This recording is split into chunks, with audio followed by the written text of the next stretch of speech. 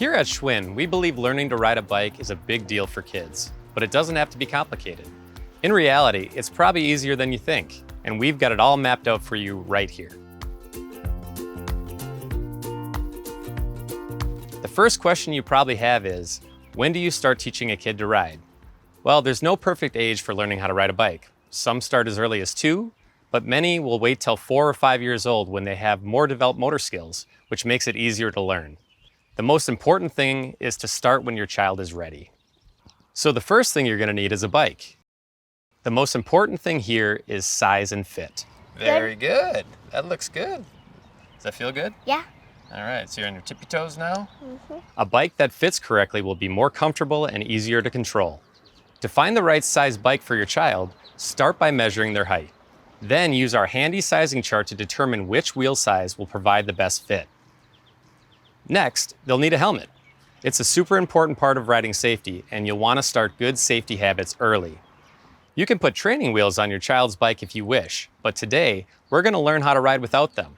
This actually is a better method because it helps kids develop their balancing skills right off the bat. Sometimes training wheels help kids balance a little too much, and they become reliant on them. So in the long run, it's better for your child to learn without them. Once they've got a bike, find a nice open area of flat pavement for their first lesson, something like this parking lot here. You want to make sure there's no traffic, obstacles, or rough patches on the pavement.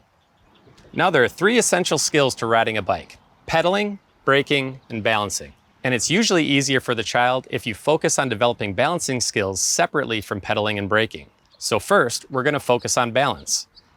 You can remove the pedals like this.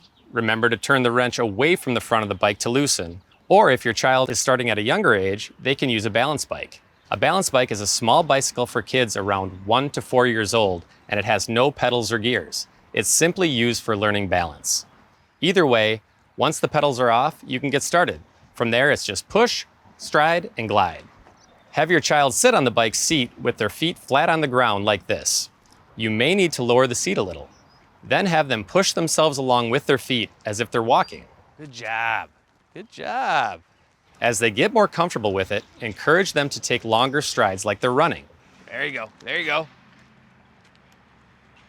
Finally, have them pick up both feet off the ground so they can glide. 1, 2, 3, 4, 5, 6, 7. Just like that. Once they're comfortable gliding, set up a simple course of obstacles like cones so they can practice steering around them. 1, 2, 3, yeah. Good job. Now go around just like that. Yep. Once they've mastered gliding, you can put the pedals back on.